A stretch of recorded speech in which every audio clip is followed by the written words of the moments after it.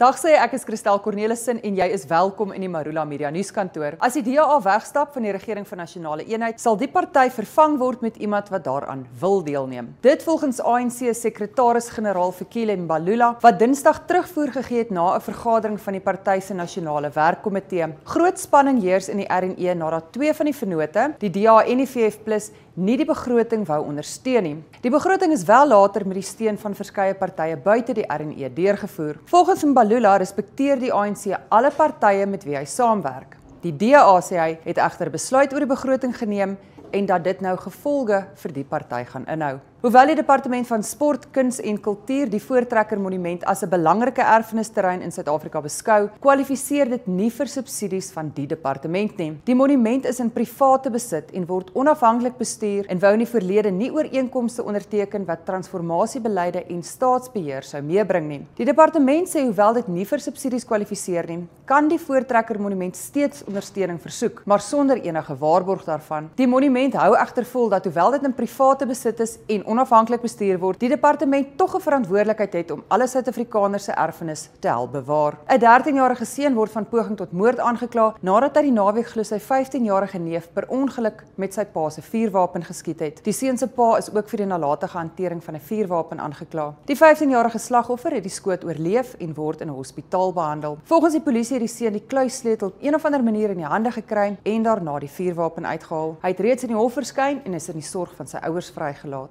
En 'n Amerikaanse YouTuber is agter tralies nadat hy 'n kouk en 'n kokosneut vir 'n afgesonderde stam op 'n Indiese eiland gelaat het in 'n poging om kontak met hulle te bewerkstellig. Die stam is diep agterdogtig oor enige buitestanders, kies om in afsondering te woon en val enige iemand aan wat voet op hul strande sit. Mense wat dit in die verlede al tot op die eiland gewaag het, is al doodgemaak en dit is verbode vir buitestanders om die eiland te besoek. Die toerist wou glo 'n video vir sy YouTube-kanaal maak, maar is in hegtenis geneem nadat plaaslike vissermanne hom op die eiland gesien en die owerhede ingelig het. Sou hy skuldig bevind word, kan hy tot 5 jaar tronkstraf opgelê word. Gaan lees hierdie en al die ander berigte op marulamedia.co.za en geniet die dag verder.